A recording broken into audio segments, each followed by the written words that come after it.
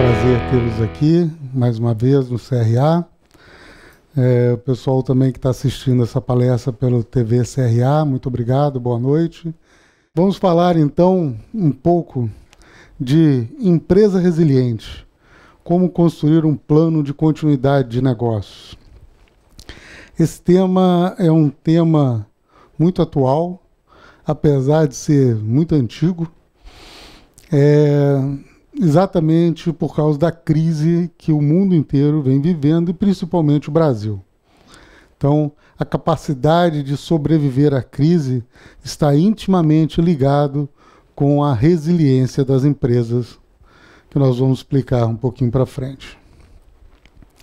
Então, deixa eu me apresentar, meu nome é Guilherme Neves, eu sou mestre em sistemas de informação, sou pós-graduado em segurança da informação, graduado em redes, tenho especialização em teste de invasão de redes, investigação digital, trabalho como perito judicial, tenho também uma formação em Data Science pela Universidade de Eindhoven, na Holanda, e de auditoria de sistemas pela Universidade da Geórgia, nos Estados Unidos.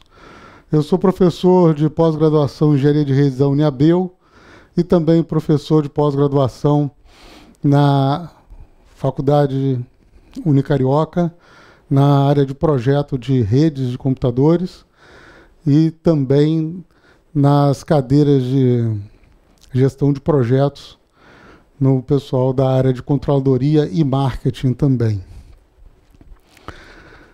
Hoje eu tenho participação em algumas sociedades científicas também.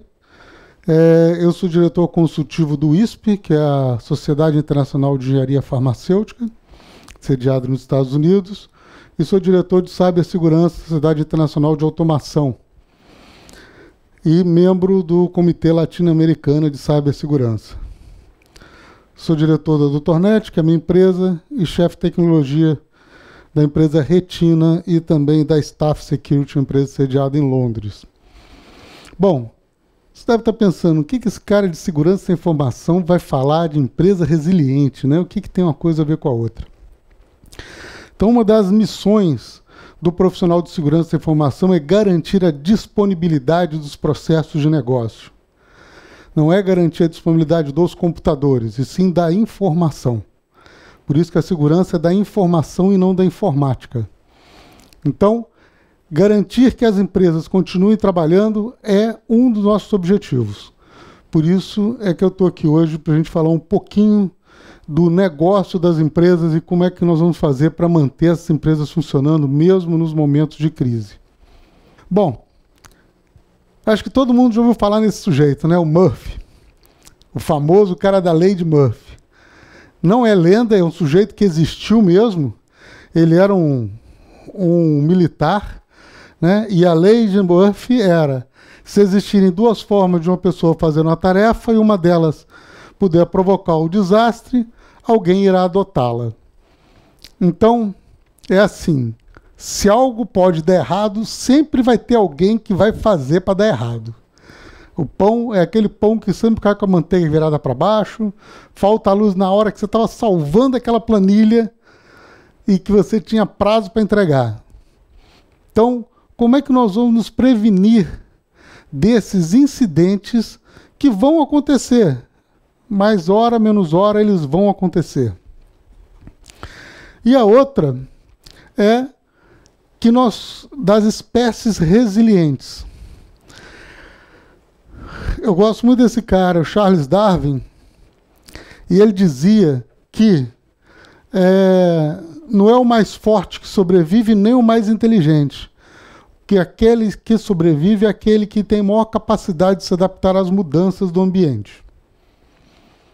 Então, hoje, nós vemos que as empresas centenárias são aquelas que se reinventaram ao longo do tempo.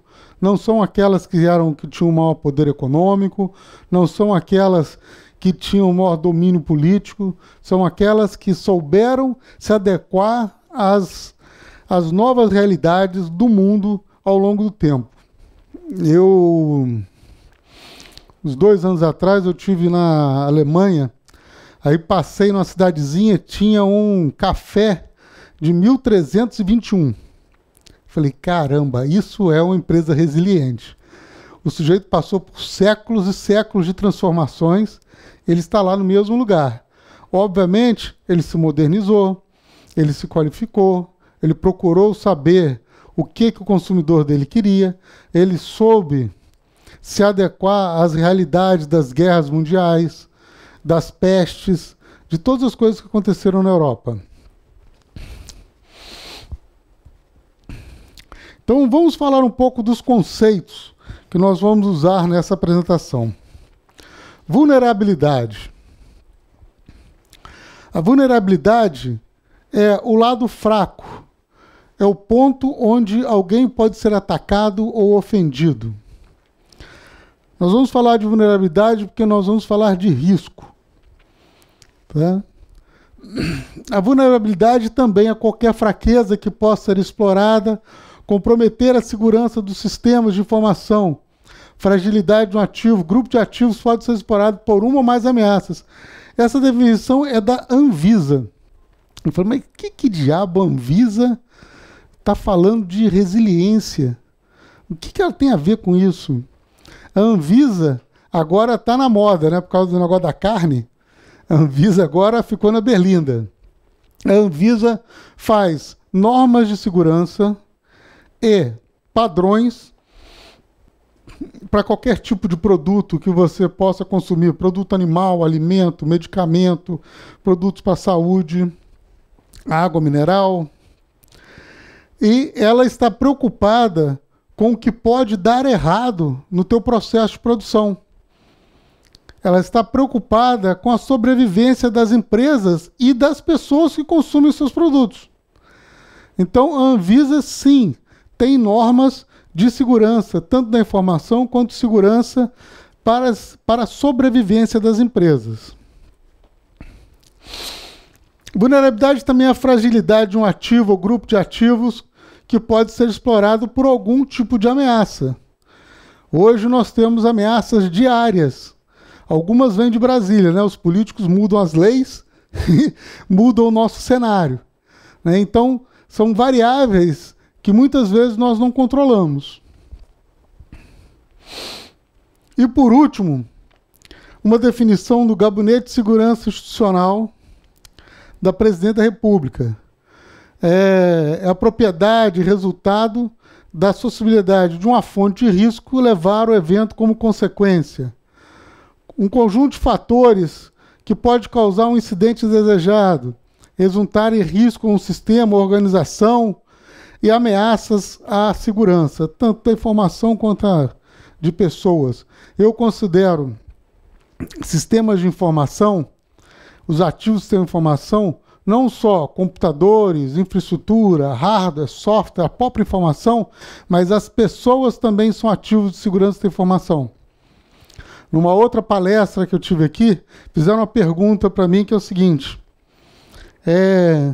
tá bom, muito bonito, você tem vários planos, você consegue fazer planejamento, e o que você faz com aquele piloto que trancou a cabine e jogou o avião na montanha? Falei, se você considerar as pessoas como ativos de segurança da informação, você teria monitorado aquele ativo. Como foi feito? Ele foi monitorado, ele deu vários alertas, passou por tratamento psicológico, deu vários avisos de que não estava bem e mesmo assim ele foi autorizado a voar. Então, se nós considerarmos também as pessoas como ativos de segurança, nós vamos ter muito mais sucesso na implementação das nossas políticas e vamos nos tornar muito mais resilientes. E o que é uma ameaça? A ameaça é qualquer evento que explore aquela vulnerabilidade que nós acabamos de falar. É uma causa potencial do incidente desejado, que pode causar dano para um sistema ou uma organização. Aqui é a nossa empresa resiliente. Né? É um ato delituoso de alguém, verbal ou escrito, por gesto ou qualquer outro símbolo, promete fazer injustamente um mal grave a determinada pessoa. Causa de um potencial incidente indesejado, pode estar dentro de um sistema de informação. Também é da 27002. Então vamos lá, nós temos as vulnerabilidades, que são as nossas fraquezas. Nós temos as ameaças, que são coisas que podem nos fazer mal, né? Então vamos dar alguns exemplos de ameaça. Ameaças que já são conhecidas. Erros humanos, falha de software, falha de hardware, ações da natureza, chuva, tempestade, tsunami, terremoto, terrorismo, vandalismo e outros. Aqui em vermelho são novas ameaças que têm acontecido e que são relativamente novas para as organizações. Uma das coisas que tem acontecido muito é ativismo e hacktivismo. O ativismo, nós temos os grupos ativistas que fecham avenidas, que quebram patrimônio. Nós temos aí exemplo dos black blocs, né? Nós temos exemplo dos hooligans, exemplo dos neonazistas. Então, tem vários grupos ativistas que estão ressurgindo e que estão provocando muito problema para as organizações. Uma outra forma de ativismo é o hacktivismo. É aquele hacker, os meus colegas de segurança não gostam de hacker, mas gostam de cracker, mas hacker, para mim, é tudo a mesma coisa. O hacker é o cara que entende de segurança da informação, ele pode usar para o bem ou para o mal. Você dá uma arma na mão da pessoa, ela pode usar para proteção ou pode usar para fazer um assassinato. Depende do que ela vai fazer. Então, o hacktivista é uma pessoa capacitada que vai utilizar ferramentas de informática para poder causar danos às organizações. O hacktivismo está numa moda tremenda. Uma das ações de hacktivismo mais em moda hoje é o sequestro de dados, né? Eu, inclusive, já fiz uma palestra aqui no CRA sobre sequestro de servidores, sequestro de dados, o famoso ransomware, onde a pessoa invade a sua máquina, criptografa os dados todos e depois pede um resgate. Um grande problema é que você não tem nenhuma garantia que ele vai te devolver os dados, e mesmo que ele te devolver, ele já tem cópia. Então, a sua confidencialidade dos dados foi para o espaço. Então, esse é um fator de risco importantíssimo que precisa ser levado em conta nas organizações. Essa semana eu recebi um telefonema de uma empresa de seguradora que está começando a fazer apólice seguro para riscos cibernéticos. É uma coisa nova no Brasil. Até, sei lá, o final do ano passado não tinha. É uma coisa nova que começando a despontar. Manifestações pagas e espontâneas. Hoje, principalmente no Brasil, nós temos as manifestações de rua contra Dilma, contra Temer, contra todos os políticos. Algumas são espontâneas, outras são pagas. O sujeito paga para o cara lá fazer tumulto. E muitas vezes essas pagas causam um prejuízo danado. Eu vou muito a São Paulo trabalhar e vira e mexe, tem meia dúzia de gato pingado que fecha uma avenida importante. Semana passada mesmo fecharam a Castelo Branco, que é uma das principais estradas de São Paulo. Ninguém entra nem sai para o interior. Imagina o caos que foi. E você vê que tem, sei lá, 50 pessoas e é uma manifestação paga. Alguém pagou para o sujeito ir lá fazer aquilo e causar tumulto. É diferente do ativista. Os ataques cibernéticos, eles estão cada vez mais comuns. Hoje nós estamos muito mais conectados do que estávamos há 1 ano, 2 anos atrás, e ainda tem o advento da internet das coisas, em que você coloca conectividade e inteligência nos teus eletrodomésticos, no teu relógio, no teu celular, nos teus sensores, no marca-passo, na sua bomba de injeção de insulina. Então, é uma série de novos dispositivos que são focos de ameaça.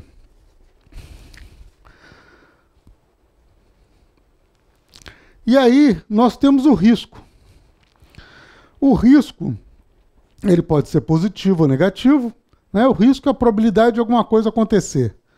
Então, o risco positivo, por exemplo, eu posso jogar na loteria, então eu corro o risco de ganhar. E eu posso sair numa rua suja, escorregar na casca de banana e cair. Risco negativo. Então, vou fazer uma pergunta aqui. Qual o risco de um pneu careca, você ter um carro com pneu careca e ele bater num dia de chuva? O que vocês acham? O risco é alto, médio, baixo? Alto, alto, alto, alto, alto. Beleza. Então, vamos ver. O risco é a probabilidade da ameaça encontrar uma vulnerabilidade. Esse risco só vai ser alto se eu tirar o meu carro da garagem. Se eu continuar com o carro na garagem, o risco é baixo. Então, o risco depende da situação em que está submetido aquela vulnerabilidade. Tá? Existe a vulnerabilidade, que é o pneu careca, existe a ameaça, que é a chuva. Se eu não colocar os dois juntos, não tem risco. O grande problema é que, como nós estamos cada dia mais conectados, todos os dias nós pegamos as vulnerabilidades e colocamos em frente às ameaças. Cada vez que eu ligo um dispositivo eletrônico, eu junto a ameaça com vulnerabilidade. Então, este é um grande problema para as organizações.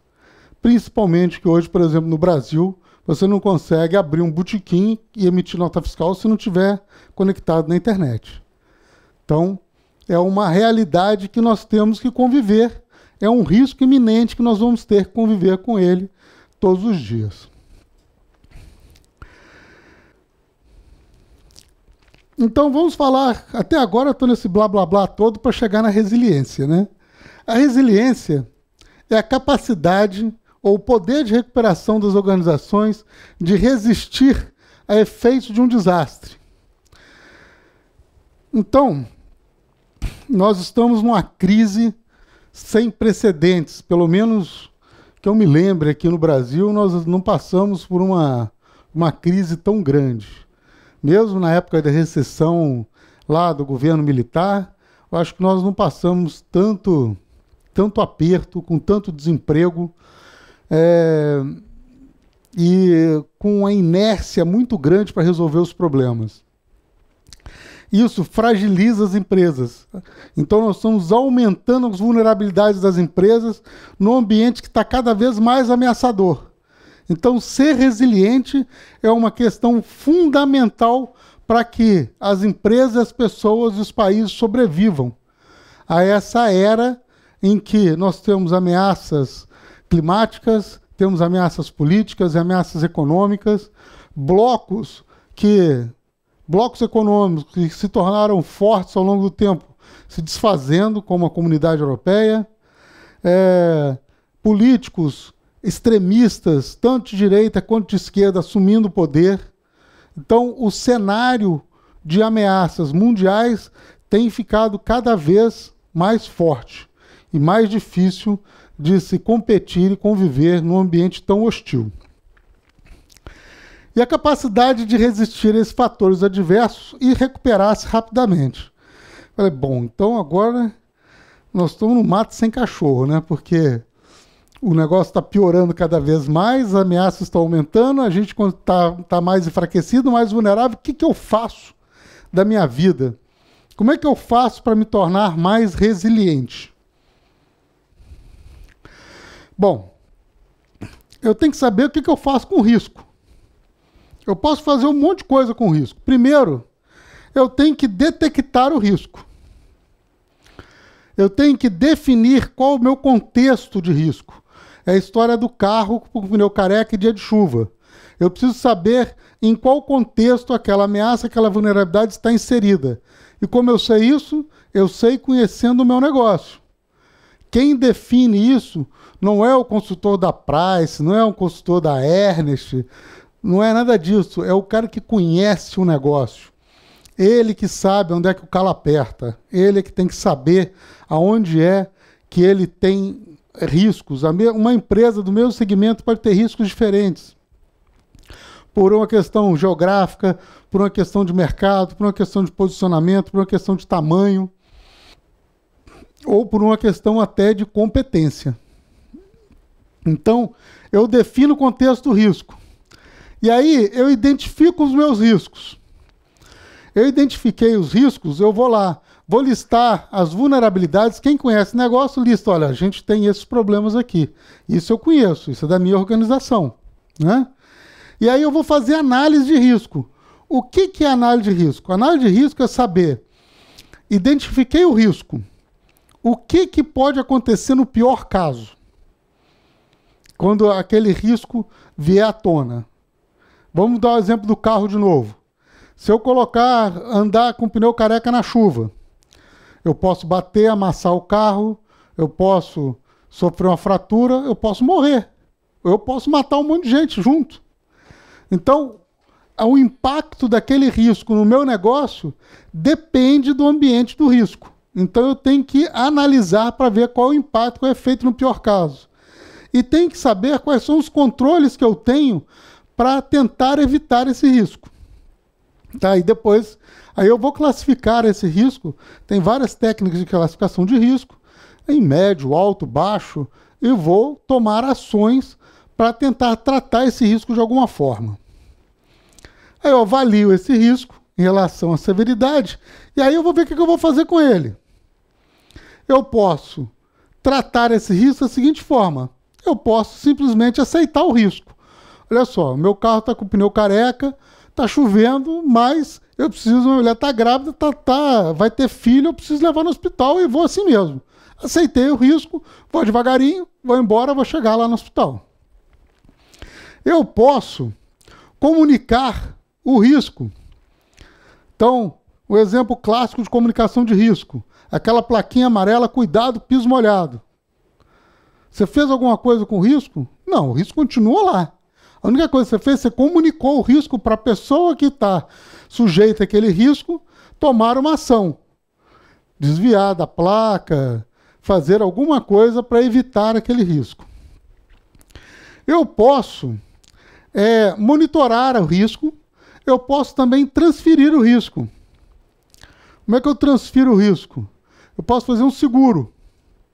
Eu pego esse risco, transfiro o risco para uma seguradora, então se eu tiver qualquer problema, a seguradora vai me reembolsar naquele risco de acordo com as cláusulas.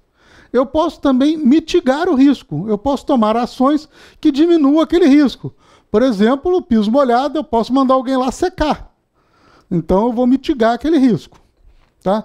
Então, o que eu vou fazer com o risco vai definir também quão resiliente eu vou ser. E nós precisamos também diferenciar duas coisas: emergência de contingência. Emergência, ela se difere pela extensão dos danos e quase sempre é temporário. É algo que está acontecendo naquele momento, eu preciso tomar uma ação imediata, nem que não seja definitiva, para parar o risco. Normalmente o impacto é mais severo, ela tem um impacto maior, mas ela é temporária. Você não vai ficar em situação de emergência o tempo inteiro. Você tem lá um incêndio. O sujeito vai lá, apaga o incêndio, acabou o fogo. Né? Você não vai ficar pegando fogo ad eterno. Se bem que nós vamos ver algumas situações que a emergência perdura por anos. E a contingência não é uma solução, ela é uma estratégia. A contingência é o momento em que aconteceu um fato que não estava nos meus planos, então eu estou numa situação de contingência e eu tenho uma estratégia para sair dessa situação de contingência. Tá? É uma possibilidade com a possibilidade de alta probabilidade de ocorrer, né? Se você tiver, dependendo da situação, ela é vinculada a falhas, danos ou indisponibilidade de componentes. Então vamos dar um exemplo aqui, ó. Não sei se dá para vocês verem direito, mas esse sujeito aqui está com a escada de alumínio dentro da piscina. O fio está aqui, ó, dentro d'água e ele está furando o teto. A chance desta situação evoluir para a situação de contingência ou de emergência é enorme, né? Então, como é que eu vou tratar o meu dia a dia para evitar esse tipo de situação? Faz parte do meu planejamento, faz parte de me tornar resiliente. Então, vamos falar um pouquinho dos planos. Nós temos, para ter continuidade no negócio, nós temos que ter um negócio chamado plano de continuidade de negócio. É o planejamento que eu vou ter para que meu negócio continue funcionando no momento de crise. E o plano de continuidade de negócio, ele se divide em duas partes fundamentais. Primeiro, o plano de recuperação de desastres e depois o plano de contingência operacional. O plano de recuperação de desastre, ele quer recuperar aquele ativo, aquele componente que falhou. Ele não tem como objetivo inicial recuperar a função que falhou. Então vamos lá. Vamos supor que eu tenho uma catraca para entrar na empresa. A catraca enguiçou. O plano de recuperação de desastre tem como objetivo trocar a catraca. Ele não tem como objetivo controlar a entrada e saída. Tá? O objetivo dele é trocar aquele componente que está estragado o mais rápido possível.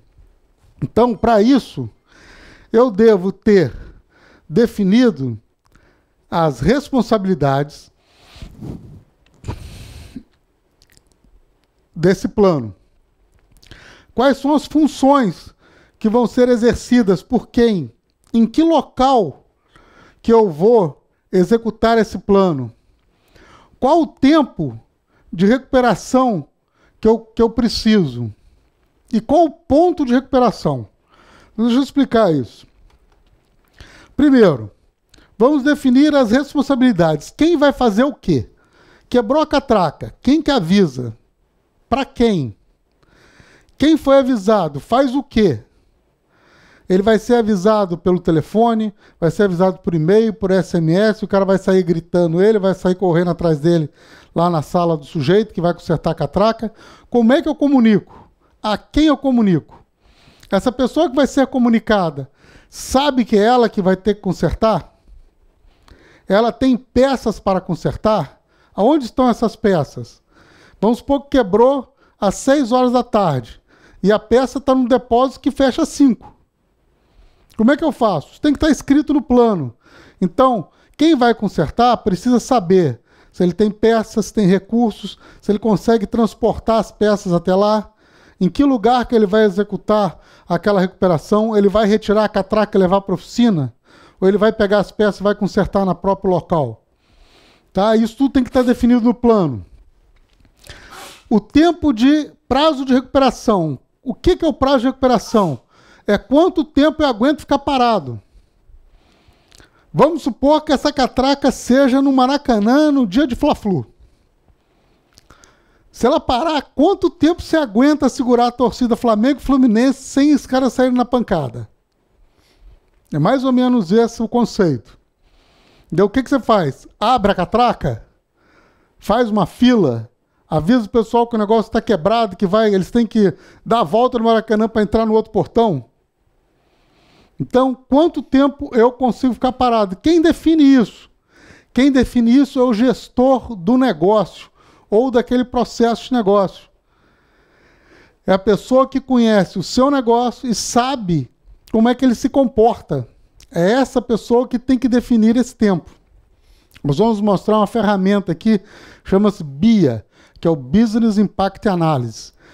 Você vai analisar qual é o impacto que tem no seu negócio quando alguma coisa para.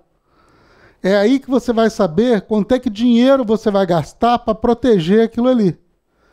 Ou se simplesmente é melhor você tira a catraca e fala, galera, o jogo é de graça, pode entrar. Pode ser que essa seja uma solução. Né? E o objetivo do ponto de recuperação. O ponto de recuperação é o seguinte, normalmente, quando eu recupero um ativo, eu nunca recupero no ponto onde ele parou. Vamos dar um exemplo aqui de backup, por exemplo. Normalmente as empresas fazem cópia de segurança uma vez por dia durante a noite, não é isso? Quando termina, todo mundo saiu, você faz cópia dos arquivos. Aí vamos supor que o teu computador quebrou às 11 horas da noite e o backup só roda meia-noite. Significa o seguinte, tudo que você fez da meia-noite até as 11 horas da noite, você perdeu. Porque o ponto de recuperação é meia-noite do dia anterior. Não é no horário que parou. Para ser no horário que parou, você tem que ter um sistema de armazenamento de informações que garanta que naquele momento que parou você tenha tudo gravado. Então, vamos supor lá a questão da catraca. A catraca parou. Aí você abriu a catraca. Passou o povo todo. Aí voltou a funcionar. Você fechou a catraca e começou a cobrar ingresso de novo. Aquele pessoal que passou e você não vai recuperar aquela renda do pessoal que passou. Passou, você perdeu. Então, qual é o ponto que eu posso recuperar? Então, são dois marcos importantes. Quanto tempo eu posso ficar parado e quanto eu posso perder. São coisas completamente diferentes. Pode ser, por exemplo, que eu tenho no meu negócio uma empresa que fature todos os seus produtos na sexta-feira. Então, por exemplo, eu posso ficar parado de segunda a quinta. Não tem problema. Eu posso não expedir nada. Na sexta-feira, eu emito todas as notas. Mas eu posso ter, por exemplo, uma empresa que tem o e-commerce que faz 500 notas fiscais por minuto. Aí, se eu parar, o problema é maior. Então, eu tenho que saber ali quanto tempo eu posso ficar parado. Eu tenho uma seguradora que eu fiz uma consultoria para ela uma vez, que foi a primeira seguradora que emitia apólice online. Espetáculo. Já há alguns anos. E você preenchia o formulário lá de riscos, o cara rodava um softwarezinho, calculava, saiu uma apólice, uma pré-apólice, né? Durava uma semana, você pagava, confirmava que estava tudo correto, estava tranquilo. E aí, quando a gente estava fazendo essa análise para essa seguradora, eu perguntei para o dono da empresa. Falei, e se parar esse sistema? Ele falou, eu não vendo. Ele falou, pô, mas é uma fortuna que você vai perder. Ele falou, mas o meu ponto de recuperação é mais crítico do que o meu tempo de parada. Por quê? Corre o risco de eu emitir uma apólice que eu não consigo cobrir. Porque o meu sistema de análise de risco não está funcionando. Então, corro o risco de gerar uma apólice impagável. Então, eu prefiro não correr esse risco, eu prefiro trabalhar aqui no tempo de recuperação e parar o meu processo, porque o meu ponto de recuperação pode estar num local onde eu não suporte a perda. Então, quando vocês montarem um plano de recuperação de desastre, tem que pensar nas duas coisas. O quanto eu consigo ficar parado e o quanto eu perco parado. Ou o quanto eu perco funcionando. Né? Então, se eu perder funcionando, pode ser que seja, no jogo de futebol, por exemplo, pode ser que seja melhor eu adiar o jogo por 15 minutos, né, e tentar recuperar, ou colocar uma catraca do lado, colocar um portão, fazer uma ação qualquer que não implique em eu ter um ponto de recuperação que seja inviável. Então, plano de recuperação de desastres, ficou claro? Não tem objetivo de recuperar a função, só tem objetivo de recuperar os ativos que estão queimados. Necessariamente, depois de recuperar os ativos, colocar tudo para funcionar, a função volta a funcionar também. Mas não é esse o objetivo dele. O objetivo dele é recuperar o componente que ficou parado. O plano de contingência operacional não está preocupado com os componentes. O plano de contingência operacional ele está preocupado com as funções. O que ele quer? Ele quer recuperar o processo que parou. Ele documenta os procedimentos e atividades alternativas para serviços de TI ou processos de negócio. Então vamos lá, nosso processo de negócio, entrada no estádio. Parou a catraca. O que eu vou fazer é, eu preciso fazer que as pessoas entrem dentro do estádio pagando ingresso. Então, vai ter um cara, eu vou pegar dois caras e vou falar assim, olha, vou colocar uma correntinha aqui no portão do lado, vai ficar um cara conferindo ingresso, outro abrindo a correntinha, abrindo e fechando a correntinha. Então, um confere ingresso, põe numa urna, outro abre correntinha, beleza, pode passar. Outro ingresso. Mesmo que degradado, você vai ter a sua função restabelecida. Um exemplo muito comum disso é quando dá pane no sistema de empresa aérea. O sistema de reserva de passagem é um sistema mundial feito pela IATA, que é uma associação internacional de transporte aéreo. Quando para, normalmente para o Brasil inteiro ou para o mundo inteiro. E aí o que você faz? Tá aquele povo todo na fila, não tem sistema, teu voo tá chegando. Aí o que acontece? O sujeito vai lá, vem o sujeito da companhia aérea na fila. Fulaninho, que vai para tal lugar, quem é? Levanta a mão, sai da fila. Aí sai da fila, entra numa outra fila e o cara emite o bilhete aéreo na mão. E não tem assento marcado no voo. Você chega e escolhe o assento, era igual o cinema antigamente. Aquela boiada entrando, arruma um lugar e senta lá, acha o teu lugar. Tá? E reza para ter lugar no bagageiro em cima para você colocar sua mala de mão. Mas é um plano de contingência operacional. O cara não voou, não pagou a passagem, não entrou. Então, em algum momento eu me preocupei com o computador? Não, né? Eu não me preocupei com o sistema em momento nenhum. Não me importa o sistema. O sistema é problema do cara da recuperação de desastre. O meu problema é recuperar a função. Normalmente, os planos de contingência operacional, eles recuperam a função da maneira que era feita antes de você automatizar. Pessoal de TI, a gente brinca muito que é assim, a TI veio para resolver os problemas que você não tinha antes. Então, aqueles problemas que você não tinha antes, você tinha um método manual de fazer, volta para ele que normalmente dá certo. A não ser que você tenha algum bloqueio legal, por exemplo, emissão de nota fiscal. Então, emissão de nota fiscal tem que ter a receita, tem que validar a nota, você tem uma questão lá de se for interestadual, tem que ser a receita no estado com a receita do outro, tem que mandar um arquivo de validação. É uma confusão. Mas, excepcionalmente, você pode emitir uma nota fiscal manual, num papel moeda, emitir a guia de pagamento do imposto manual, parar na barreira fiscal, dizer, olha, meu sistema teve defeito, eu estou com a nota fiscal manual, está a guia, eu quero pagar. E pagar a guia, ou ir no banco e pagar a guia. Então, existem procedimentos alternativos para você continuar executando a sua função. Então, o que faz esse plano? Tudo isso é documento, tá, gente? Esse documento diz, monitore e controle os fatores de risco. O que pode dar errado? Quais são as vulnerabilidades? Quais são as minhas ameaças? Por exemplo, eu trabalhei numa empresa em Jacarepaguá, do lado de um rio. A empresa já inundou não sei quantas vezes. É lógico que a gente trocou o CPD do prédio que era baixo para o prédio que é alto. Que da última vez ficou com água na cintura dentro do CPD. Então, e aí não adianta. É o tipo de troço que você está num lugar que chama Jacarepaguá, que é um lugar, Lagoa do Jacaré. Então você sabe que aquele lugar tem água e quando chove enche.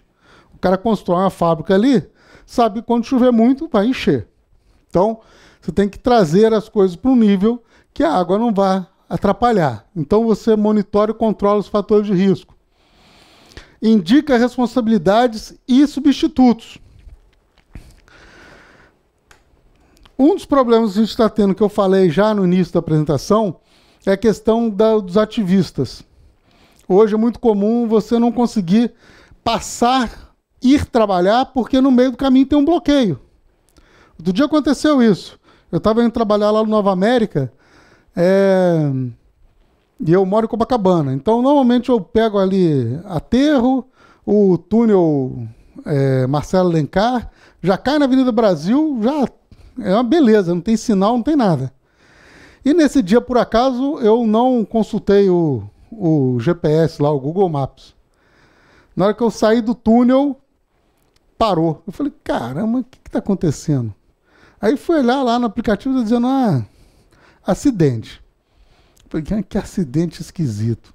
Aí eu olhava pro lado, também não andava de um lado nem para vir nem para voltar. Eu falei, cara, mas o acidente que pegou todas as pistas da Avenida Brasil nos dois sentidos, é um cataclisma, né? Aí, depois de 2 horas esperando, obviamente eu perdi todas as reuniões da manhã, era uma manifestação dos estivadores do Porto. Devia ter aqui uns 50 pessoas. Eles simplesmente fecharam o acesso à Avenida Brasil. A polícia que não está recebendo não foi lá, né? O pessoal da Sete Rio também que não está recebendo também não foi lá. E ficou por isso mesmo. Então, fez um engarrafamento que foi lá em Copacabana. Então, a questão do substituto eu tenho um lugar alternativo para executar aquela tarefa? Eu posso, por exemplo, emitir minhas notas fiscais de casa? Se eu tiver uma manifestação no meio da rua, eu tenho acesso aos meus sistemas de informação? Eu posso, por exemplo, fazer como se fez na greve da Polícia Militar? O sujeito não leva o fardamento para casa. Porque se ele levar o fardamento para casa, a mulher não deixa ele voltar com a farda. Então o fardamento fica no quartel. Em muitos locais, inclusive aqui no Rio de Janeiro, foi usado helicóptero para o cara entrar e sair do quartel. Então você tem locais alternativos onde você possa executar seu serviço. Por exemplo, você pode mandar o policial para outro batalhão, ou você pode mandar o policial de casa direto para o posto de trabalho. Então, essas alternativas tem que levar em consideração quando você busca substitutos e as responsabilidades. Por exemplo, a Praça da Bandeira é um lugar que enchia muito. Então, todo mundo sabia que se precisasse, dia que está chovendo, precisasse trabalhar na região da Tijuca, Praça da Bandeira, que não ia ter trabalho. Hoje melhorou bastante. Inclusive, o Rio de Janeiro ganhou até um prêmio de empresa resiliente por causa dessas obras. Mas, então, as pessoas têm que ter locais alternativos de trabalho. Como nós vamos ver aqui para frente num case que eu vou mostrar. Ela indica as responsabilidades da mesma forma que nós tínhamos no plano de recuperação de desastre, no plano de contingência operacional, nós vamos indicar quem vai fazer o quê. Tinha um sujeito que tomava conta da catraca. Agora, o que ele vai fazer? Ele vai tomar conta da correntinha, vai ter um outro que vai tomar conta do bilhete. Então, isso tem que estar escrito. Porque na hora que der rolo, aquela barata voa, né? Sai todo mundo para todo lado, ninguém sabe o que fazer. E aí, a ação descoordenada é pior do que a ação nenhuma. Então, precisa estar tudo escrito, documentado, e as pessoas têm que estar treinadas no plano. Indica onde será realizado o plano de contingência. Eu vou executar meu trabalho em outro lugar, eu posso vender em outra loja, eu posso tirar da loja física e vender na internet, eu posso fazer home office, eu posso trabalhar na empresa de um amigo, de um fornecedor, de um parceiro, de um cliente. Indica como será executado. Eu preciso ter uma instrução de trabalho, dizendo, olha, quebrou a catraca do Maracanã. Qual é a instrução de trabalho? O que eu faço? Como eu faço? Tem uma correntinha, um portãozinho do lado que eu vou abrir e fechar? Não tem portãozinho? Eu vou arrancar a catraca do lugar? Arrumo um cara com parafuso, desparafuso e deixa o povo entrar? Quem faz o quê e como é que ele executa? É muito comum, por exemplo, telemarketing.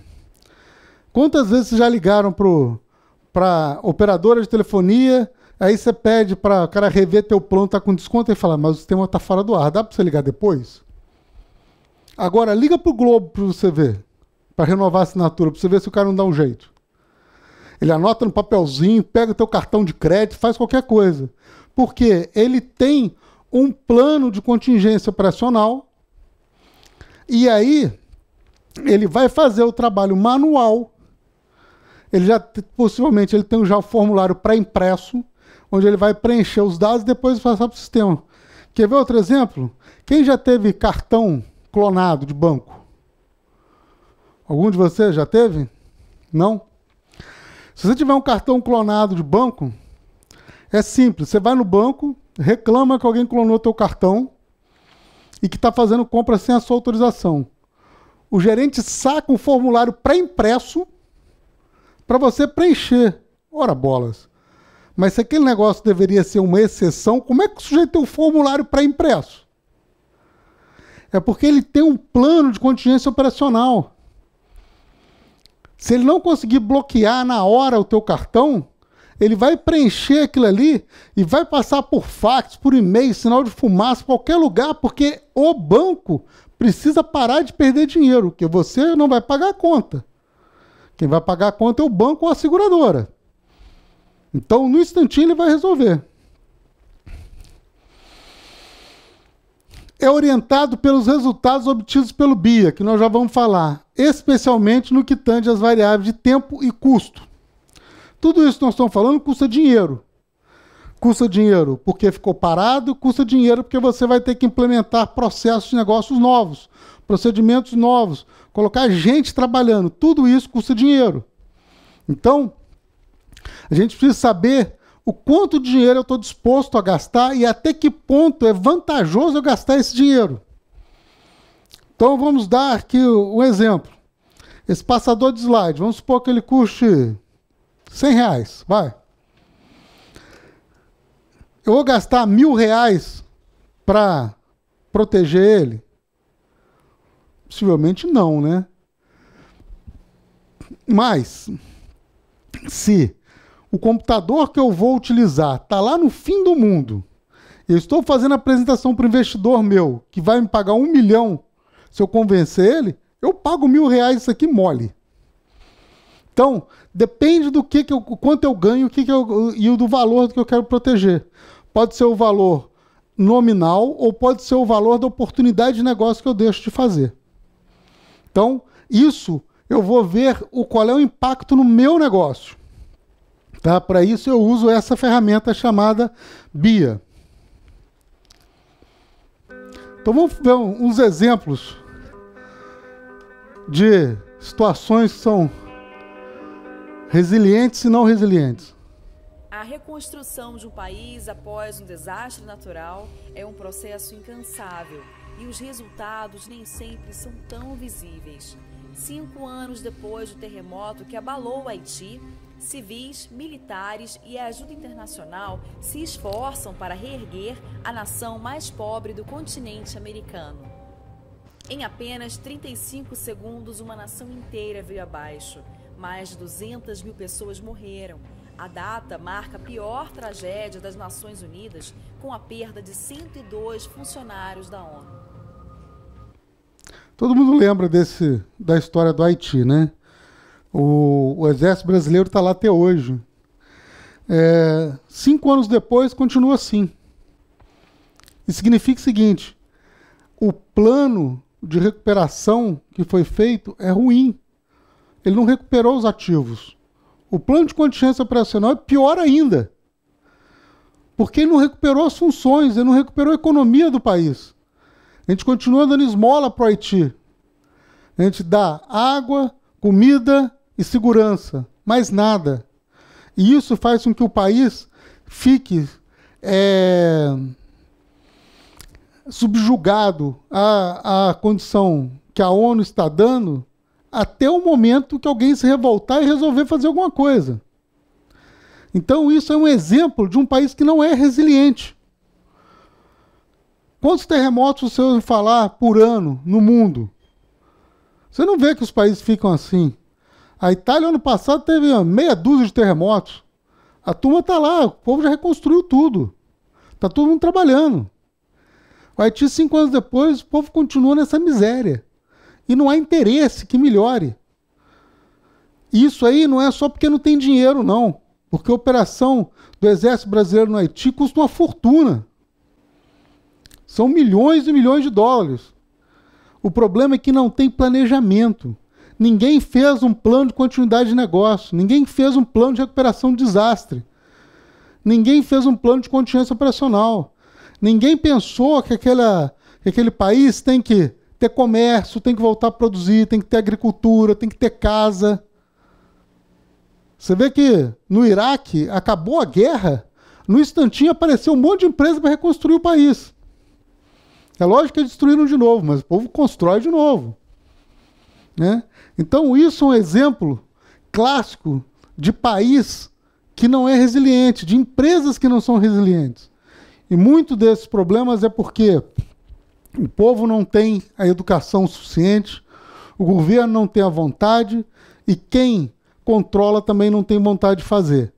Porque plano para fazer, dá para fazer. E vocês vão ver mais para frente. Em algumas partes do Japão, o ritmo da recuperação dos danos provocados pelo terremoto e pelo tsunami de março deste ano é surpreendente. Mesmo para um dos países mais desenvolvidos do mundo. É o que mostra o correspondente Roberto Kovalik. O elevado por onde passava o trem para a cidade de Kesennuma ainda tem casas lá em cima, arrastadas pelo tsunami. Faltam pedaços da linha férrea, mas quem for de carro não vai encontrar nenhum buraco no caminho. Das 15 estradas afetadas pelo terremoto, 10 já foram reconstruídas, lisinhas. E quando chegamos a muitas cidades devastadas, um contraste impressiona. Em meio à destruição, trafegamos por ruas que dariam inveja a motoristas de muitos países. Perfeitas, medidas com precisão, até para fazer as marcações no asfalto. Aqui em Rikuzentakata, a onda gigante avançou o rio adentro, carregando a ponte de acesso à cidade. Só os pilares sobraram. Mas, exatamente 4 meses depois, os japoneses inauguraram bem aqui ao lado uma ponte novinha em folha. O caminho para a reconstrução da cidade já está aberto. A maior preocupação das autoridades japonesas foi reconstruir as vias de acesso para permitir a chegada do socorro aos desabrigados e das máquinas para limpeza. Algumas ruas ainda não estão prontas. Esta aqui, por exemplo, precisa ser asfaltada, mas já dá para passar por ela. Quando nós estivemos exatamente nesse local em abril, eu não conseguiria caminhar por aqui. Para comparar com a imagem que fizemos naquela época, repare naquele prédio ali no canto, o único do bairro que sobreviveu ao tsunami. Percebeu a diferença? Veja de novo, em abril e agora.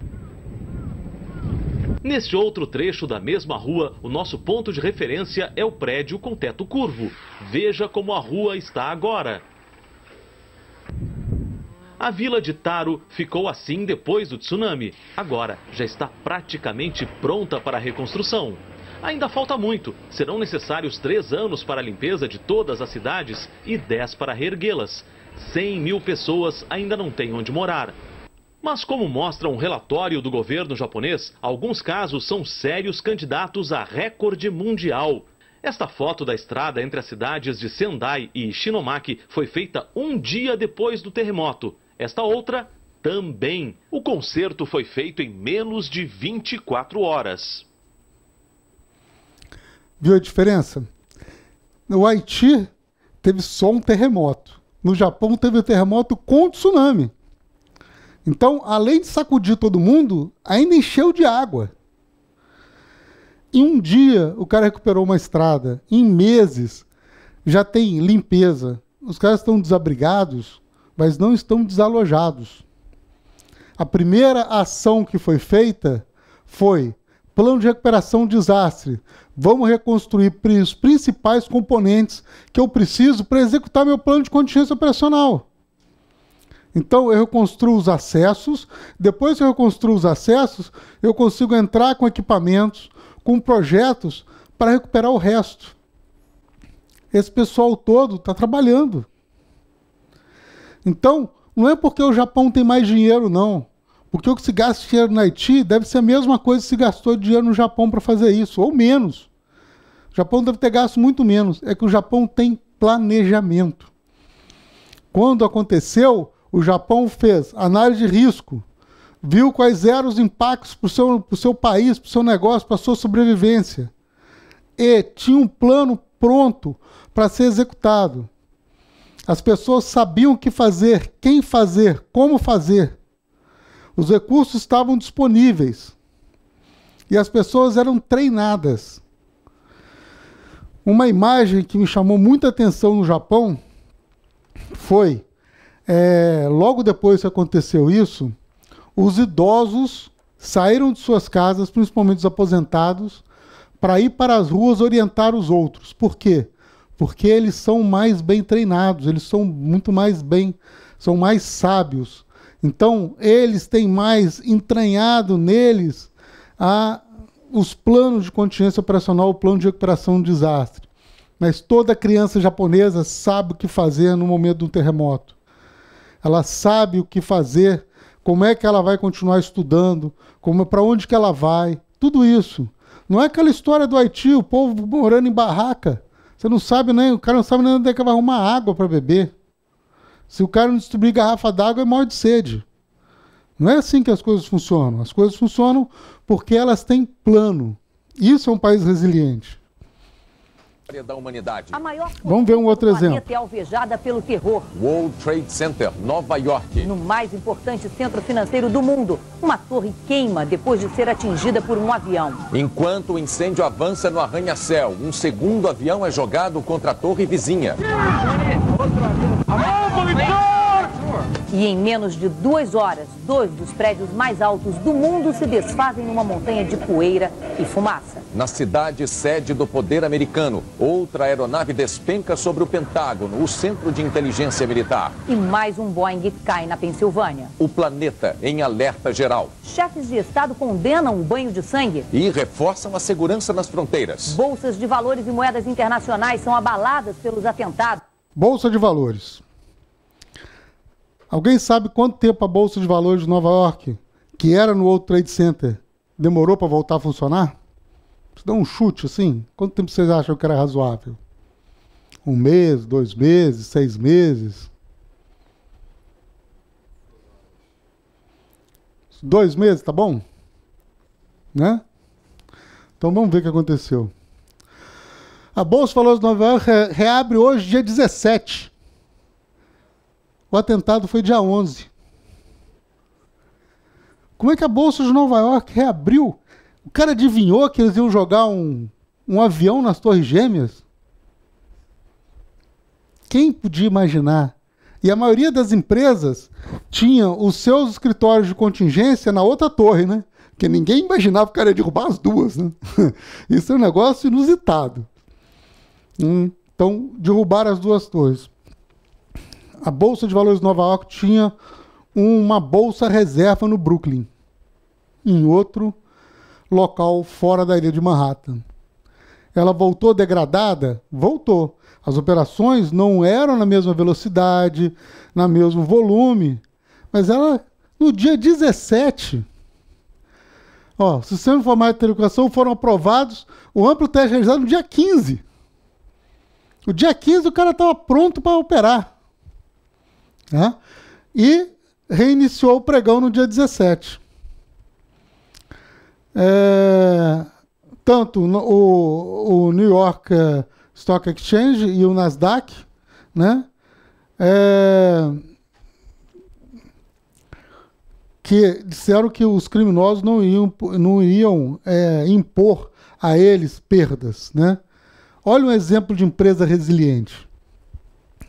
O sujeito só reabriu porque ele tinha um plano de recuperação de desastre pronto. Ele tinha um plano de contingência operacional pronto. As pessoas estavam treinadas. Ele tinha um plano de comunicação. Porque não adiantava nada ele ficar com a bolsa pronta dia 15 se ele não conseguisse comunicar para o mundo inteiro que ele ia voltar a trabalhar. E como é que ele ia voltar a trabalhar? Então a Bolsa tinha já um plano de contingência, não é para avião, não, é qualquer coisa que acontecesse. Ela já tinha um plano de contingência totalmente organizado. Quando deu o rolo, ela só executou o plano. É isso que as nossas empresas, que os nossos países e que nós mesmos precisamos fazer. Se nós planejarmos, avaliarmos os riscos do nosso dia a dia, os riscos das empresas, e planejarmos, nós vamos ser mais resilientes. Vamos mostrar aqui como é que se faz isso. Agora eu já fiz a propaganda, vocês já viram como é que é um, como é que é outro. É claro que essas ferramentas que eu vou demonstrar aqui, elas podem ser muito mais complexas, tá? Isso aqui é uma maneira simplificada de você começar a fazer um tratamento na tua empresa para que ela seja resiliente. É o básico. É lógico que se tiver uma empresa com processos de negócio complicados, mais processos de negócio, você tem que analisar todos. Né? Então, mas aqui eu vou dar um exemplo. Esse exemplo aqui foi até interessante, que é de uma turma minha de pós-graduação. Eu, numa das minhas aulas lá do curso de pós-graduação, na cadeira de segurança da informação, tem um exercício, que é um trabalho do pessoal montar um plano de continuidade de negócio. Então, cada um escolhe uma empresa que ele queira, de qualquer área, e eles montam, a gente cria um cenário de estar um defeito, e eles têm que criar esses planos de recuperação do desastre, continuidade operacional, plano de continuidade de negócio. Então, eu peguei um exemplozinho. Isso aqui é uma empresa de containers, aqueles armazéns de container, tá?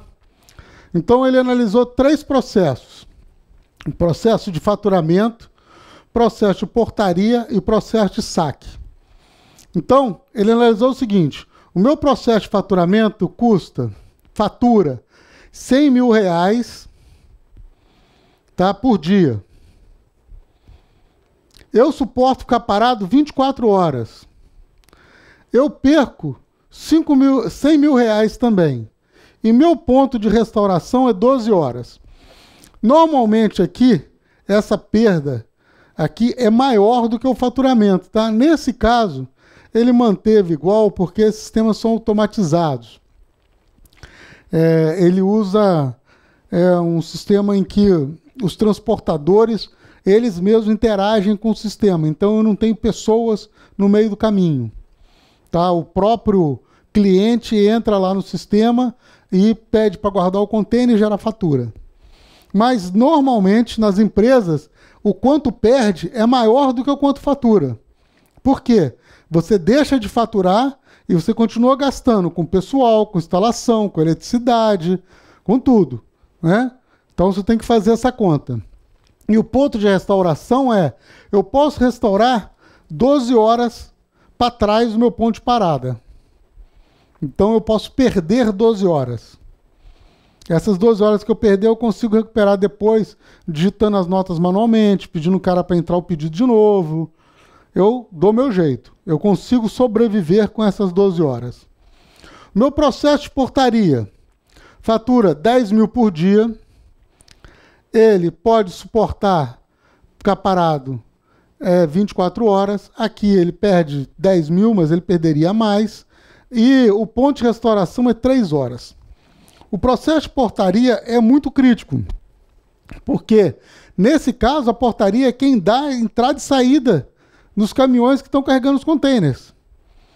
Então, se eu parar a portaria, não entra container e não sai container. Não entrar, até tudo bem, o problema é não sair. Vamos supor que você tem um navio no porto. Aí você tem 500 containers para mandar para a China. Aí você não entrega, o navio e vai embora. Dançou. Só vai mandar aquele troço quando tiver outro navio.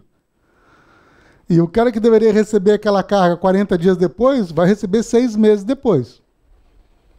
Então, esse processo aqui é muito crítico. E saque. Ele não fatura nada.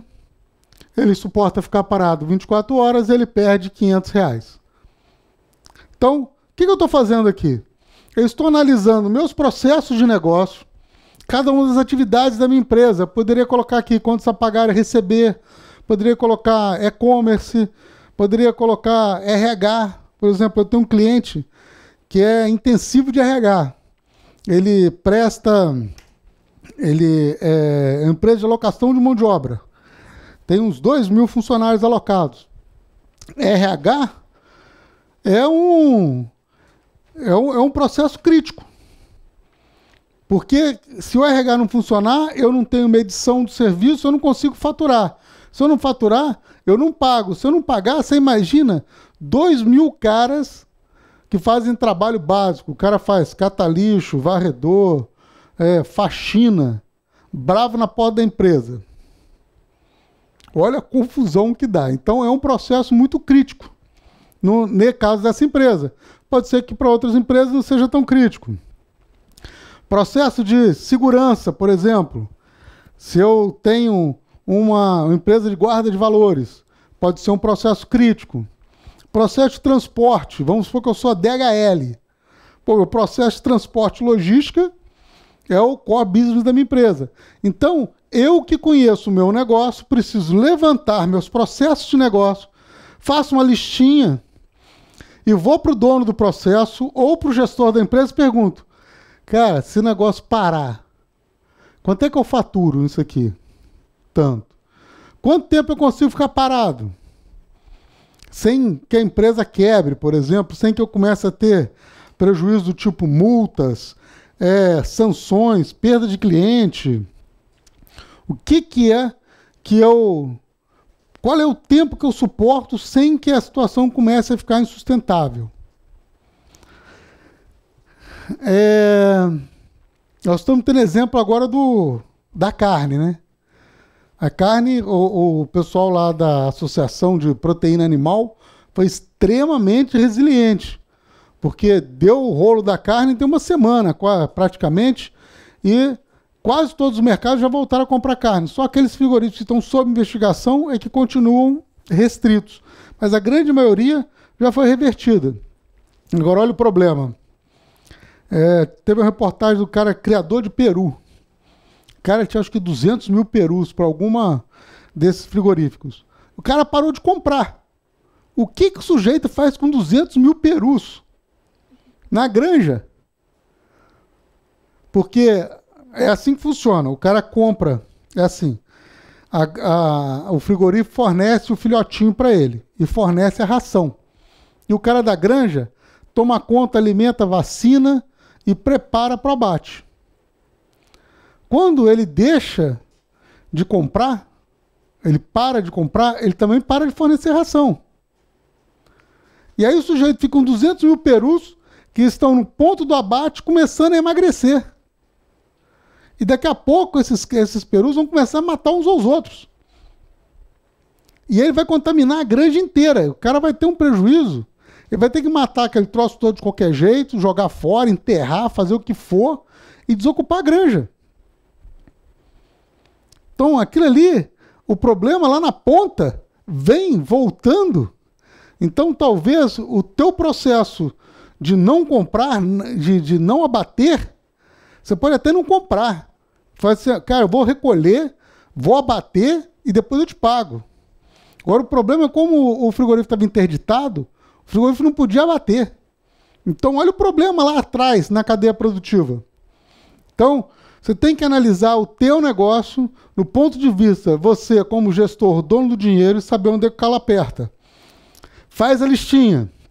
Descobriu aqui quanto fatura, quanto é que você perde e quanto tempo você suporta ficar parado.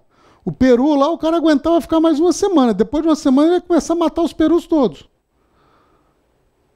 Porque o prejuízo ia começar a ficar insustentável. Ele já vai ter um problema no ponto de restauração. Porque os dias que ele ficou sem alimentar os perus perderam peso. E ele já perdeu dinheiro. Independente do cara voltar a comprar ou não. Então, tudo isso tem que ser analisado. Tá? Aqui está dizendo qual a ocupação média do armazém e tudo mais. Então, sem entrar muito na área técnica e tal, isso aqui é o que o cara tinha. Ele tinha vários servidores. Todo mundo está acostumado. Um servidor rodava a aplicaçãozinha dele, um rodava um banco de dados, outro imprimia nota fiscal e o outro rodava o RP, contas a pagar, receber, contabilidade, esse negócio todo. Ele tinha aqui um equipamento que liga todo mundo, ligado na internet. Ele precisa estar ligado na internet, porque senão ele não emite nota fiscal. Senão os clientes não conseguem entrar na aplicação aqui e pedir container, tirar container, movimentar os containers. E aqui ele tem um outro equipamento aqui, que estão ligados às estações de trabalho, do cara da portaria, do sujeito que faz inventário e tudo mais, os computadores da empresa. Qual era o problema? Caiu o link de internet, ou queimou esse roteadorzinho aqui. O que acontece? Eu não emito nota fiscal, eu não movimento container. Então, eu paro meu processo de faturamento e portaria. nesse momento. E outro caso era, queimou esse servidor do RP. Eu não tenho mais contabilidade, quanto a pagar, receber, não tenho mais controle da minha empresa. Minha empresa está à deriva. Tá? Então essa é a situação. Aconteceu o risco, teve uma pane elétrica aqui, queimou esse cara aqui, queimou esse cara aqui. Então, o plano de recuperação de desastres. Como é que é o plano de recuperação de desastres para essa situação? Responsabilidade, departamento de compras. Adquirir um novo servidor com licença, que vai custar R$50 mil. Vai atender RP aplicação mais impressão, com 3 servidores em cluster. O que é isso? Ele vai pegar 3 servidores e fazer espelhar, que grava num, grava no outro. E o outro cluster, 2 servidores para banco de dados. Então ele vai comprar um servidor que vai substituir esses 3. Está vendo que ele não está fazendo 1 para 1? Ele está comprando um que vai substituir 3. É para a situação de contingência. Eu vou trabalhar degradado, mas eu vou continuar trabalhando. Possivelmente, se eu fosse comprar um servidor para cada um, eu ia gastar 4 vezes isso. Eu não quero. Eu quero proteger só até o ponto que me interessa. Tá? Responsabilidade, TI, instalar um novo servidor, configurar os servidores de reserva. Responsabilidade, departamento de infraestrutura, manter um plantão com técnico, transporte e acesso ao local para a substituição do ativo com defeito. Então, olha só, compras tem que comprar, TI tem que instalar, infraestrutura tem que ir lá e colocar o servidor no lugar. Responsabilidade de compras também. Contratação de um link redundante para a internet de menor banda, 5 MB, com custo mensal de 2.000, e o departamento TI manter o monitoramento do link. Então, vamos lá. Ele vai comprar um link, nosso link aqui era de 10 megas, né? Eu vou comprar um de 5. Porque eu vou usar ele na contingência, então eu não vou pagar um negócio, a não ser que seja imprescindível que eu tenha 10, eu vou trabalhar com 5, vou trabalhar com uma velocidade menor, mas eu vou reduzir meus custos. E o TI deve manter o monitoramento do link, para você não descobrir que caiu depois que o cara não deixou de emitir 100 notas fiscais. Tá? Então tá vendo que aqui, olha, no plano de recuperação de desastre tem responsabilidades, tem os ativos que devem ser substituídos, quem vai fazer, o que vai fazer e aonde vai fazer. Isso é um planinho básico de recuperação de desastre, não tem nenhum bicho de 7 cabeças. É isso que vocês têm que ter nas suas empresas. Analisar os riscos, ver quais são os processos de negócio críticos e analisar se ele parar, se acontecer isso, como é que eu resolvo? Eu resolvo desta forma. Deixo o plano todo organizado. Se aqui a compra do servidor, se meu ponto, o prazo de entrega desse servidor for maior que 24 horas, esse servidor tem que estar dentro de casa. Certo? Então, esses tempos vão definir se eu compro o servidor na hora que der problema ou se eu deixo o servidor dentro de casa. Se ele vai ficar configurado, se ele vai ficar instalado, tudo isso é definido pelo tempo que eu aguento parado. Tá? E o tempo que eu vou voltar vai definir aonde é que eu vou até o ponto onde eu consigo gravar meus dados, por exemplo. Se eu precisar gravar meus dados até o último minuto, eu tenho que ter um sistema de gravação muito mais caro, muito mais sofisticado. Mas se eu aguentar gravar de 12 em 12 horas, ou de 24 em 24 horas, eu posso ter um sistema de backup menos sofisticado que atenda a minha necessidade. Então, vira o plano de recuperação de desastre. Não tem nenhum bicho de 7 cabeças. É você saber que componente você tem que recuperar, como, quem vai recuperar e aonde vai recuperar. Nós não estamos falando de nenhuma função aqui, né? Só estamos falando de componente. Plano de contingência operacional. O que ele vai fazer? Durante a falha servidor do ERP, o departamento financeiro fará notas fiscais manuais, imprimindo em papel moeda previamente adquirido. O SAC vai informar os clientes e fornecedores do ocorrido. O serviço está degradado, mas funcionando. Então, Se o cara vai movimentar o container e ele fazia isso com meia hora de antecedência, o saque vai ligar e vai avisar, olha, nós estamos com um problema, se você quiser movimentar o container, você tem que me avisar com 3 horas de antecedência. Pronto, resolvido o problema, comuniquei o risco. A portaria fará anotação manual de entrada e saída e a cancela será substituída por cone com controle de entrada e saída. Então vai ficar lá, segurança na porta com conezinho, em vez de ter a cancela automática, tem um cone. Chegou o caminhão. Fulaninho, você vai fazer o quê? Ah, vim buscar o container e tal. Tem a ordem aí? Tem. Vai lá, confere, liga pro sujeito. Fulaninho, ó, tem um sujeito aqui com a ordem para movimentar o container tal. Tá aprovado? Tá aprovado. Como é que é teu nome? Fulano de tal. Aprovado, vai retirar o container, caminhão, placa tal, motorista tal, parará, parará. Fulaninho, na hora que sair, anota no canhoto, dá nota, e eu fico segurança na frente colocando, tirando o cone. Resolveu o problema. Eu estou preocupado com alguma ativo aqui, com algum componente? Não, né? Aqui eu só estou preocupado com as funções. Então eu estou definido.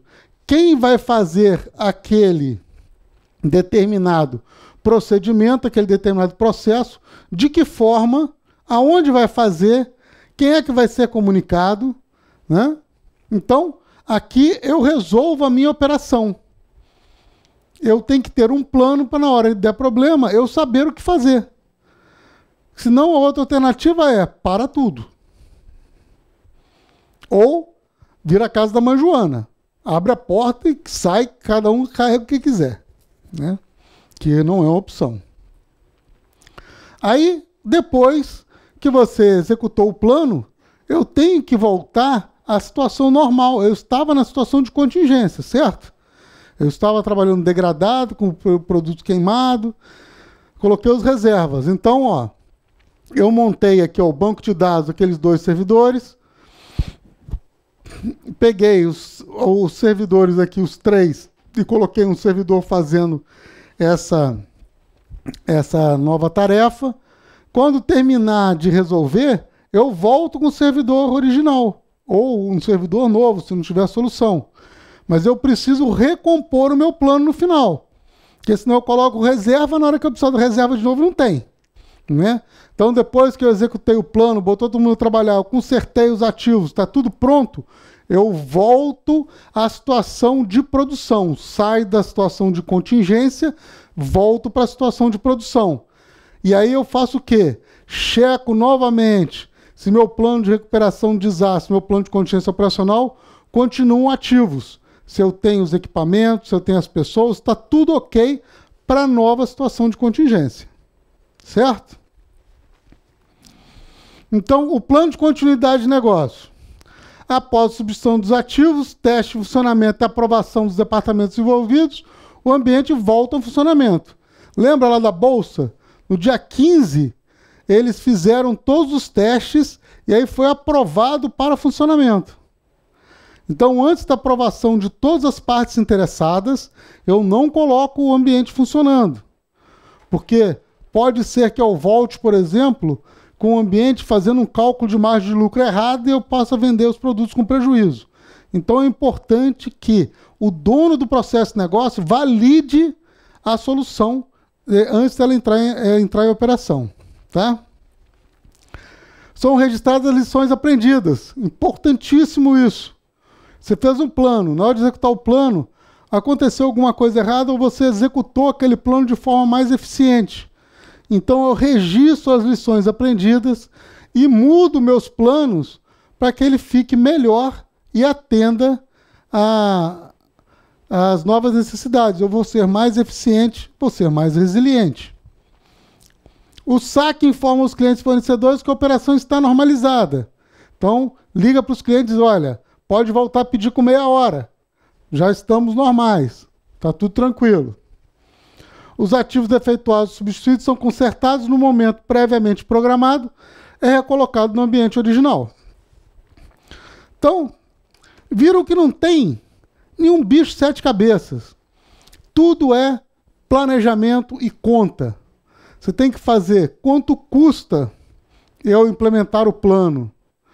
E tem que saber como eu vou implementar, em que tempo, aonde. Se eu tiver isso tudo organizado e tiver uma equipe de resposta a incidentes, isso vai funcionar com uma beleza. Só para a gente fazer uma continha rápida aqui,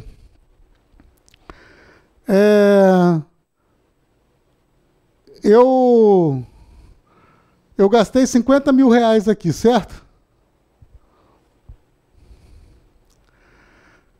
E eu faturo 100 mil reais, tá, por dia.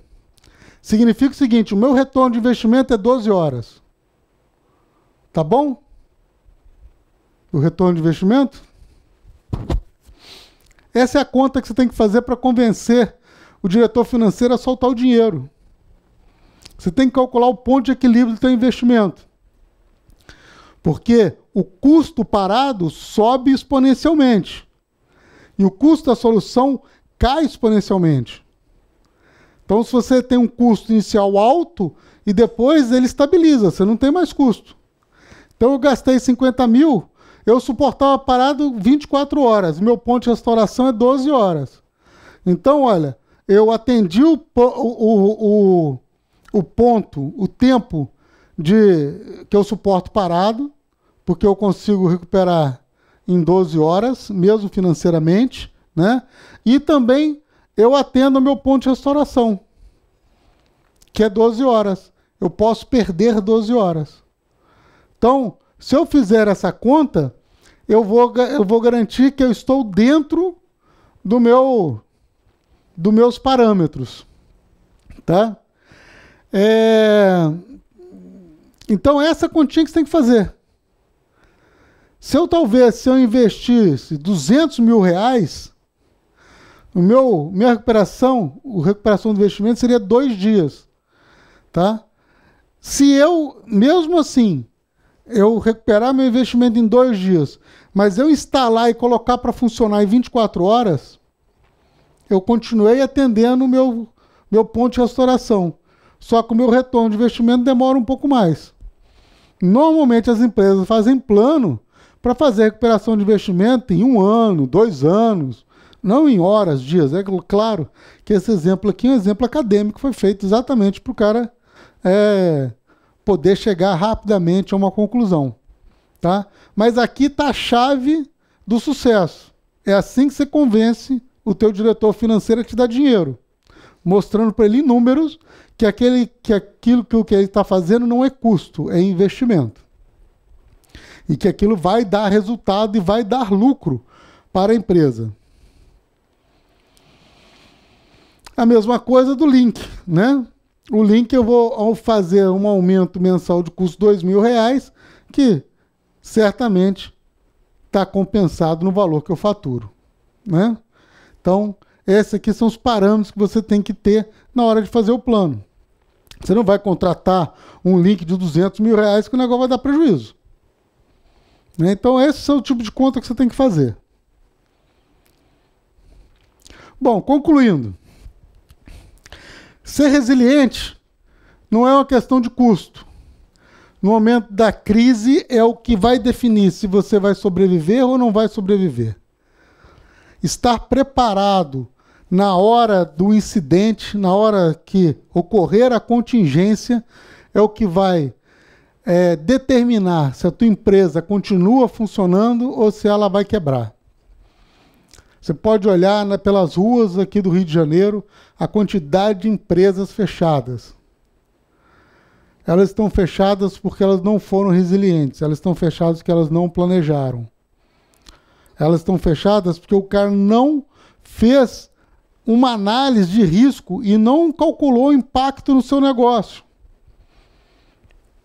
Essa mesma empresa, que é minha cliente, que é intensiva em mão de obra, ela resolveu fechar a filial de Minas Gerais. Porque a Justiça Trabalhista de Minas Gerais resolvia os casos trabalhistas lá em 2 semanas. E com indenizações absurdas. Então ele falou, é inviável, fecha a empresa e mantém uma parte saudável aqui no Rio de Janeiro. Tem outras empresas que elas passam do ponto. Elas vão falir porque o gestor acha que vai melhorar, mas ele não está olhando para as suas vulnerabilidades e não está olhando para o ambiente. Ele acha por puro achismo. Ele não acha, ele não tem nenhum embasamento técnico, teórico, ele não colocou no papel. A grande arma das empresas, principalmente no momento de crise, é planejamento. E ser resiliente significa conhecer suas ameaças, conhecer suas vulnerabilidades, fazer um plano de tratamento de risco, fazer planos de continuidade de negócio, onde você foque nas principais atividades da empresa. Você não vai proteger tudo, não importa. Ah, vai ter um negócio ali que é, sei lá, a limpeza do banheiro do motorista. A limpeza do banheiro do motorista, o motorista suporta um banheiro mais ou menos sujo? Suporta. Então, cara, na hora do rolo, esquece a limpeza do banheiro. O cara que limpa o banheiro vai mexer no cone. Vai ficar colocando, tirando o cone. Então, é preciso que você mapeie seus processos de negócio, entenda o quanto você fatura com aquele processo, o quanto custa ele parado, para você saber onde é que você vai colocar o dinheiro. Principalmente em momentos que o dinheiro está escasso. Você não pode dar ao luxo de desperdiçar dinheiro com coisas que não dão resultado. Então, fazer o BIA, esse Business Impact Analysis, é simples de fazer, não é? É um negócio simples de tudo. Então, faça o BIA. Fazendo o BIA, você vai descobrir onde é que o calo aperta. Onde o calo aperta, faça plano de recuperação de desastre, plano de contingência profissional para aquilo. O resto você esquece. Aquele negócio que você tem, que fatura, sei lá, você tem um negócio que fatura 1 milhão, um negócio que fatura 10 mil, esquece o negócio de 10 mil, que se dane. Nem que você não venda mais aquele negócio. Foca aonde está o dinheiro, que é ali que vai dar retorno. É ali que vai fazer você ser resiliente. As equipes de resposta a acidente devem estar treinadas e prontas para agir, sejam elas dedicadas ou em tempo parcial.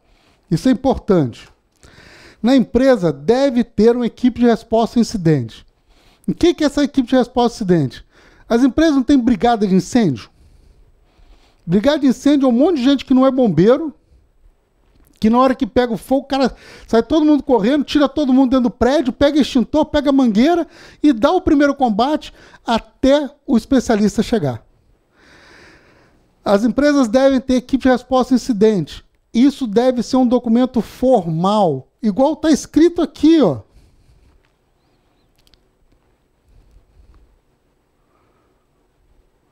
Responsabilidade, departamento de compra. Departamento de compra tem que ter um comprador que sabe que tem que comprar. Tem que ter um cara de TI que sabe que tem que instalar o servidor. Tem os CDs, tem o tempo que ele precisa instalar, ele vai parar tudo para fazer isso. O cara de infraestrutura, ele tem que saber que ele tem que ter um transporte. Ele vai de táxi, vai de Uber, vai de bicicleta, vai do que for. Mas ele tem que ter como chegar no local. Ele tem que ter acesso ao local, ele não pode chegar lá e estar trancado. Né? E ele tem que saber qual é o ativo que ele tem que substituir. As coisas têm que estar identificadas. Chega lá e diz assim, tá legal, tem que substituir a roleta. Qual roleta? Tem 20 roletas, eu vou trocar qual? Então, tudo isso tem que estar escrito, porque na hora do rolo, se não tiver escrito, mesmo que você tenha um plano, não vai funcionar. E as pessoas precisam estar treinadas. Para isso, você treina essa equipe. E depois, você treina todos os funcionários da empresa. Por quê? O funcionário da empresa tem que saber como acionar o plano. É igual incêndio. Você tem que treinar todo mundo. Porque alguém tem que saber onde é que aperta o botão de incêndio. Senão a empresa lambe e ninguém dá alerta. Então, você tem que treinar as pessoas para o cara saber, parou, ligo para quem? Então, isso é muito importante. Todos os funcionários devem estar treinados para acionar o plano de continuidade. Né? Pessoas e países podem utilizar as mesmas técnicas para diminuir o impacto de incidentes em suas vidas. Nós vimos ali Japão e Haiti. Fazer um plano de continuidade de um país, fazer um plano de continuidade da nossa vida. Antes da palestra aqui, eu estava conversando com um rapaz aqui do TI, e aí ele estava perguntando sobre o que era a palestra, aí eu dei o exemplo de pessoa resiliente. Você vai viajar. O motorista resiliente é aquele que antes de viajar vê se tem gasolina, calibra os pneus, vê se tem step, se o documento está no carro, se a carteira de motorista está no carro, se o step está calibrado, se tem chave de roda, se tem triângulo, né? Se tem tudo para uma situação de contingência, se o telefone de seguro está lá. Na hora que for, se por um acaso furar o pneu de defeito, ele tem um plano de recuperação de desastre, ele tem lá todos os ativos que ele tem que trocar, ele tem um plano de contingência operacional, que é ligar para o seguro, ligar para o táxi, fazer alguma coisa para aquilo ali acontecer. Então, tanto nas empresas como na nossa própria vida, nós podemos ter ações de resiliência. Nós podemos ter planos que façam com que a gente seja mais resistente às mudanças. Por exemplo, sair de casa, quando você sai de casa, você sai de casa e vai para o trabalho, olha lá o Waze, lá o Google Maps, se você for dirigindo, para ver se você não vai entrar no engarrafamento, se você não vai entrar no tiroteio. Você sai de casa com o teu plano de recuperação de desastre, plano de contingência operacional pronto. É intuitivo. Se você passar a fazer isso diariamente, é intuitivo. Você vai analisar qual é o risco de você chegar atrasado e vai chegar antes. Por exemplo, eu vim para cá de metrô, porque eu sei que o trânsito na Tijuca é um inferno às 5 horas da tarde. Então eu vim de metrô, 5h30 eu estava aqui. Na volta, eu posso voltar de carro, porque eu não tenho horário. Mas na vinda, eu posso vir até mais desconfortável, mas o meu plano de contingência é, se tiver engarrafado, eu não me importa, eu estou no metrô. Eu vou sair do metrô, 2 quarteirões, estou aqui dentro. Eu trouxe a apresentação no PC, aqui no notebook, mas ela tinha um backup na nuvem. E tinha uma cópia no pendrive. Quando a gente colocou o pendrive, a cópia não abriu. Mas eu tinha outras 2 cópias. Então, essas coisas pequenininhas de planejamento fazem uma diferença enorme na vida da gente. Tá? E não é difícil de fazer, não se perde muito tempo, nem se perde dinheiro com isso. Então, para terminar, eu acho que eu não faço uma palestra sem falar desse cara, que eu sou fã dele. Lições que sobrevivem ao tempo. Essa história de resiliência é velha igual andar para frente.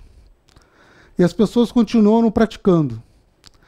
Por isso eu quis trazer aqui ferramentas simples para poder praticar no dia a dia das empresas. Tem livros, que foram meus professores, são excelentes. Mas, por exemplo, o formulário de BIA tem 20 folhas. Então, você não vai fazer. A não ser que seja a Petrobras. Mas a tua empresa no dia a dia você não tem tempo de fazer. Então eu procurei simplificar os métodos para que isso seja factível. Então, esse cara aqui, o Sun Tzu, é um general chinês que viveu 544 anos antes de Cristo. É o cara que escreveu A Arte da Guerra. Todo mundo já deve ter ouvido falar nesse livro, né? E ele tem essas 3 frases que eu acho que definem quase tudo na nossa vida. Que é, se você conhece o inimigo e conhece a si mesmo, não precisa temer o resultado de 100 batalhas. Então vamos lá.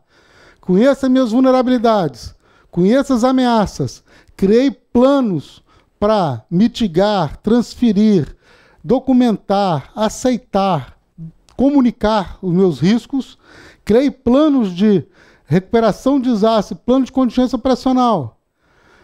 Analisei os meus principais processos de negócio e verifiquei o impacto que ele tem na minha vida e no meu negócio.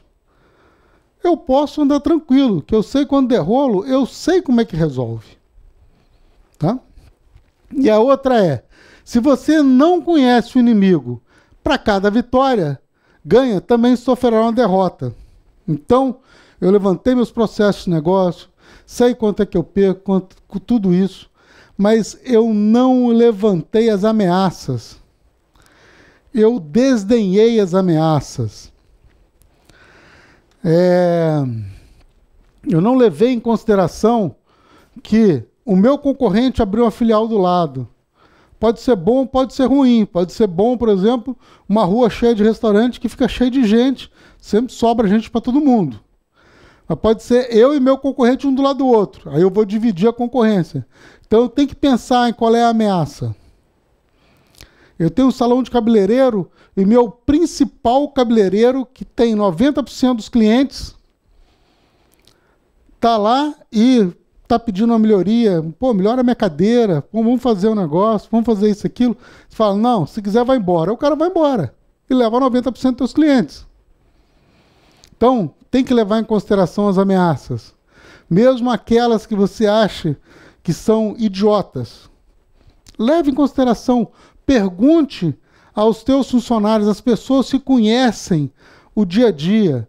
Não fique só na área gerencial. Vá no cara operacional e pergunta, cara, eu tenho ideia que isso é assim. É assim mesmo? Vai lá na operação e roda o processo com o cara para você ver se é assim mesmo. A maioria das vezes o que você desenhou não é o que o cara faz. E a última é, se você não conhece nem a si mesmo, nem seu inimigo, você perderá todas as batalhas. Bom, se você não analisa os teus riscos, não conhece as suas vulnerabilidades, também não conhece as ameaças, é melhor nem sair de casa. Não abra empresa porque você vai quebrar. Porque no momento em que tá tudo bem, já é difícil empreender no mundo inteiro. Já é difícil você tocar o teu negócio, a tua vida no mundo inteiro. No momento de crise, se você não analisar direito, não fizer um bom plano de negócio, não fizer viabilidade econômica, não procurar fazer comparação com teus concorrentes, não procurar fazer pesquisa de mercado, não fazer aquela análise lá do impacto no negócio das tuas vulnerabilidades e das ameaças que você tem, dos teus riscos, e não fizer um plano para quando aquele risco ocorrer, você ter uma solução de saída, você vai quebrar. Como quebrou um monte de gente. E vai continuar quebrando. Porque, infelizmente, as pessoas acham que ser administrador é abrir um negócio e administrar. Ser administrador exige técnica, exige estudo, exige conhecimento. Por isso nós estamos aqui no CRA. Por isso nós temos um conselho de administração. Nós temos profissionais para poder administrar negócios, que tem conhecimento técnico e tem conhecimento de experiência de mercado para poder gerir um negócio. Empreender não é coisa para amador. É coisa para profissional e para profissional formado. Então, eu acho que essa era a mensagem que eu queria deixar para vocês. E agradecer e estou à disposição aqui para perguntas. A gente tem aí mais ou menos uns 20 minutos para perguntas. Deixa eu fazer uma pergunta. Então, eu vou fazer uma pergunta para vocês. Quem é que na empresa de vocês tem um plano de continuidade de negócio escrito, documentado e as pessoas treinadas? Mas ninguém? Não tem treinado, tá mais ou menos. Então, se não tivesse, eu ia ficar bravo com você. Esse cara trabalhou comigo há 20 anos atrás e a gente fazia isso o dia inteiro. Então, olha só. Então, vamos lá. Das pessoas que estão aqui, sei lá, 5% tem isso nas empresas. Isso é fundamental. Perde tempo, perde um pouquinho de tempo, perde trabalho, mas você ganha muito. É muito importante que a gente leve essa cultura para dentro das empresas. Porque isso aí é que vai definir se amanhã nós vamos estar empregados, se o nosso negócio amanhã vai estar aberto ou não vai estar aberto. Ok?